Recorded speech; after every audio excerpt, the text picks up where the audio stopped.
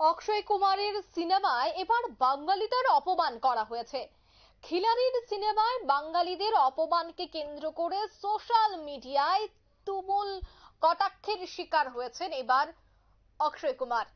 Kesari chapter 2 তে cinema নিয়ে শুরু হয়েছে তুমুল বিতর্ক। বাঙালি ভাবাবেগে চরম আঘাত, এমনটাই কিন্তু মনে করা হচ্ছে। অক্ষয় কুমারের সিনেমায় ইতিমধ্যেই বাঙালি বিপ্লবীদের এই অপমান কোনোভাবেই মেনে নেওয়া যাবে না বলে কিন্তু এবার সোশ্যাল মিডিয়াতে এবার দেখা যাচ্ছে যে অক্ষয় কুমারের বিপক্ষে হ্যাশট্যাগ দাবি উঠতে শুরু করেছে। বিস্তারিত সে বিষয়ে জানবো, টেলিফোন লাইনে যুক্ত হয়ে গেছে বিশিষ্ট শিক্ষাবিদ ননী গোপাল দেবনাথ। প্রথমে আপনাকে নিউজ ভ্যানগার্ডের পর্দায় স্বাগত জানাচ্ছি। স্বাগত।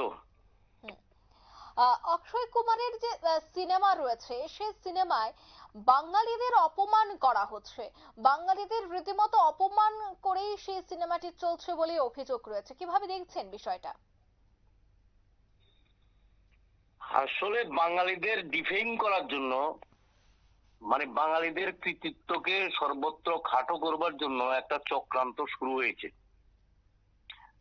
এটা তো রবীন্দ্রনাথকে দিয়ে বাংলাদেশে আমরা দেখলাম, আবার আমাদের দেশেও কিছু কিছু রবীন্দ্রনাথ অপ্রাসঙ্গিক এরকম কিছু বলে টলে মানে শুরু করে প্রোগ্রাম তো আমরা দেখেছি।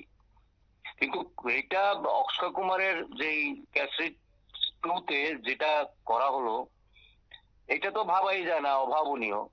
কারণ ইতিহাসে, সশস্ত্র বিপ্লবের ইতিহাসে ভারতবর্ষে যারা সশস্ত্র বিপ্লবী ছিলেন, সেটা তো মূলত পাঞ্জাব বাংলাতেই মূলত ছিল, মহারাষ্ট্রে কিছু ছিল, উত্তরপ্রদেশে অল্প স্বল্প কিছু ছিল। এটা মূলত বাঙালি বিপ্লবীদেরই তো সবচেয়ে বেশি অবদান। পরের দিকে পাঞ্জাবে সেটা বিপ্লবী আন্দোলনটা অনেকটা জনপ্রিয় হয়েছে, এটা অস্বীকার করার মতো কোনো উপায় নেই।